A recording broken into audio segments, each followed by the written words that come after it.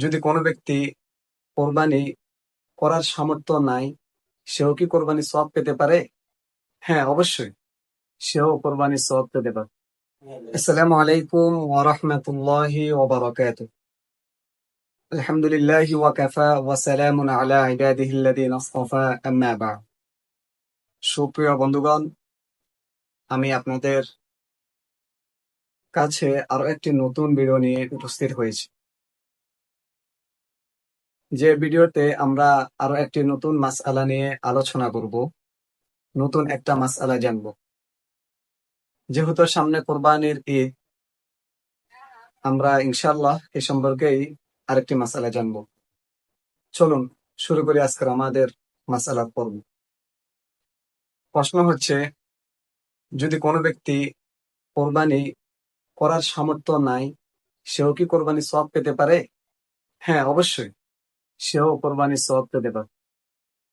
এ ব্যাপারে আমি আপনাদের সামনে দুইটা হাদিস উপস্থাপনা করব। একটা হচ্ছে সহিহ মুসলিম শরীফের হাদিস 1977 নম্বর হাদিস। এই হাদিসের মধ্যে কি আছে চলুন আমরা সকলে জেনে নিই। عن أم سلمة رضي الله تعالى عنها أن النبي صلى الله عليه وسلم قال: إذا رأيتم هلال ذي الحجة وأراد أحدكم أن يضحي فليمسك عن شعره وأظفاره। রাসূলুল্লাহ সাল্লাল্লাহু আলাইহি ওয়াসাল্লাম বলেছেন, হযরত উম্মে সালামা রাদিয়াল্লাহু তাআলা আনহা থেকে বর্ণিত হাদিস, যখন তোমাদের মধ্যে থেকে কেউ জিলহজ মাসের চাঁদ দেখে, সে যেন তার নখ, চুল ইত্যাদি না কাটে, সেজন্য এগুলা কাটা থেকে বিরত থাকে। এই চুল, নখ কাটায় বিরত থাকা এটা মুস্তাহাব হচ্ছে ওই ব্যক্তির জন্য যে কোরবানি করবে। তাহলে প্রথম হাদিস থেকে এটা সুস্পষ্ট, যে ব্যক্তি কোরবানি করবে তার জন্য জিলহজ মাসের চাঁদ উঠার পর থেকে কোরবানি করার পর পর্যন্ত নখ, চুল ইত্যাদি কাটা থেকে বিরত থাকা, এটা কোরবানি যে করবে তার জন্য মুস্তাহাব।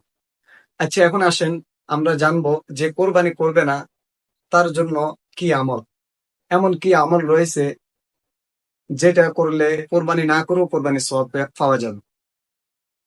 চলুন এই মাসালাটাও আমরা জানবো রাসূলুল্লাহ সাল্লাল্লাহু আলাইহি ওয়াসাল্লামের একটি হাদিস থেকে। হাদিসটা হাদিসটা এসেছে সুনানে আবু দাউদের মধ্যে। সুনানে আবু দাউদের 2789 নম্বর হাদিস। সাহাবী হযরত আব্দুল্লাহ ইবনে আমর ইবনে আল-আস রাদিয়াল্লাহু তাআলা আনহু, তিনি বলেন, আন্না নবিয়্যা সাল্লাল্লাহু আলাইহি ওয়াসাল্লাম قال, নবী করিম সাল্লাল্লাহু আলাইহি ওয়াসাল্লাম বলেছেন, উমিরতু বিয়াউমিল আযহা ঈদান জাআলাহু আল্লাহু আযযা ওয়া জাল্লা লিহাদিহিল উম্মাহ। রাসূলুল্লাহ সাল্লাল্লাহু আলাইহি ওয়াসাল্লাম বলেছেন, আমি আদিষ্ট হয়েছি, নির্দেশপ্রাপ্ত হয়েছি ঈদুল আজহা এই দিনকে ঈদ হিসাবে পালন করার জন্য। জাআলাহুল্লাহু আযযা ওয়া জাল্লা লিহাদিহিল উম্মাহ, এবং আল্লাহ তাআলা এই দিনটাকে এই উম্মতের জন্য ঈদ হিসাবে মনোনীত করেছেন। সামনের আলোচনা যেটা, সেটা একেবারে গুরুত্বপূর্ণ। একজন সাহাবী রাসূলুল্লাহ সাল্লাল্লাহু আলাইহি ওয়াসাল্লামকে জিজ্ঞাসা করলো, আরাআইতা ইল্লাম আজিদ ইল্লা উদহিয়াতান উনসা আফা উদহি বিহা। হে আল্লাহর রাসূল, আমি যদি কোরবানি করার মতো আমার যেই গৃহ পশু পালিত রয়েছে, দুগ্ধবতী, সেটা ছাড়া যদি আমি অন্য কোনো পশু না পাই, তাহলে কি আমি কোরবানি করব? রাসূলুল্লাহ সাল্লাল্লাহু আলাইহি ওয়াসাল্লাম বললেন, লা ওয়ালাকিন তাখুদ মিন শারিকা ওয়া আসফারিকা ওয়া তাকুসসু শারিবাকা ওয়া তাহলিকু আনাতাকা। রাসূলুল্লাহ সাল্লাল্লাহু আলাইহি ওয়াসাল্লাম বলেছেন, তুমি তোমার নখ কাটবে না, চুল কাটবে না, তোমার নাভির নিচের পশম এগুলা কাটা থেকে বিরত থাকবে। হতে পারে ফাতিলকা তামামু উযহিয়াতুকা ইনদাল্লাহি আযযা ওয়া জাল্লা।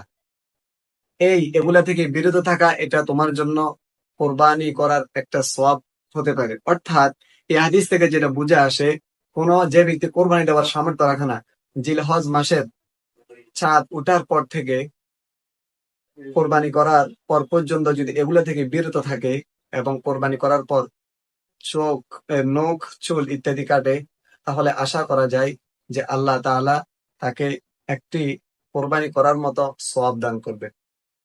এই যে দুইটা হাদিস আলোচনা করলাম, প্রথম হাদিসের উদ্দেশ্য হচ্ছে যে ব্যক্তি কোরবানি করবে তার জন্য আমলটা করা মুস্তাহাব, আর যে কোরবানি করবে না তার জন্য এই আমলটা মুস্তাহাব নয়।